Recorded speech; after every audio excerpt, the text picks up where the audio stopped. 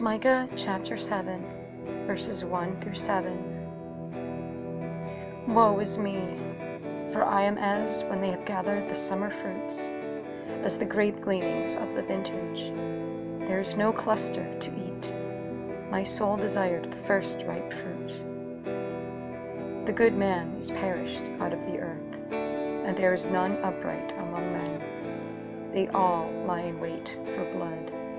They hunt every man his brother with a net, that they may do evil with both hands earnestly. The prince asketh, and the judge asketh for a reward, and the great man, he uttereth his mischievous desire, so they wrap it up. The best of them is as a brier, the most upright is sharper than a thorn hedge. The day of thy watchmen and thy visitation cometh, now shall be their perplexity. Trust ye not in a friend, put ye not confidence in a guide. Keep the doors of thy mouth from her that lieth in thy bosom. For the son dishonoureth the father, the daughter riseth up against her mother, the daughter-in-law against her mother-in-law. A man's enemies are the men of his own house. Therefore I will look unto the Lord. I will wait for the God of my salvation. My God will hear me. Psalm 27, verse 10. When my father and my mother forsake me, then the Lord will take me up.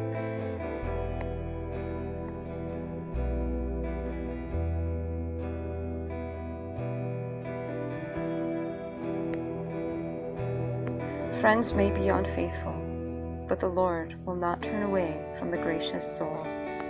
On the contrary, he will hear all its desires. The prophet says, keep the doors of thy mouth from her that lieth in thy bosom. A man's enemies are the men of his own house. This is a wretched state of affairs.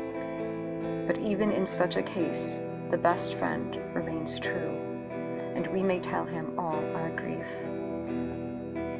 Our wisdom is to look unto the Lord, and not to quarrel with men or women.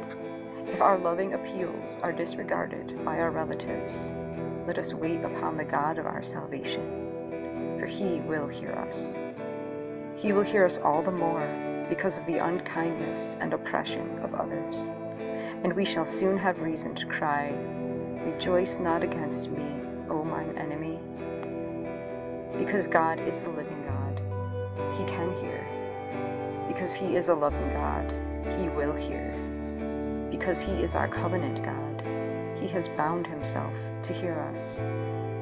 If we can each one speak of him as my God, we may with absolute certainty say, my God will hear me. Come then, O bleeding heart, and let thy sorrows tell themselves out to the Lord thy God. I will bow the knee in secret, and inwardly whisper, my God will hear me.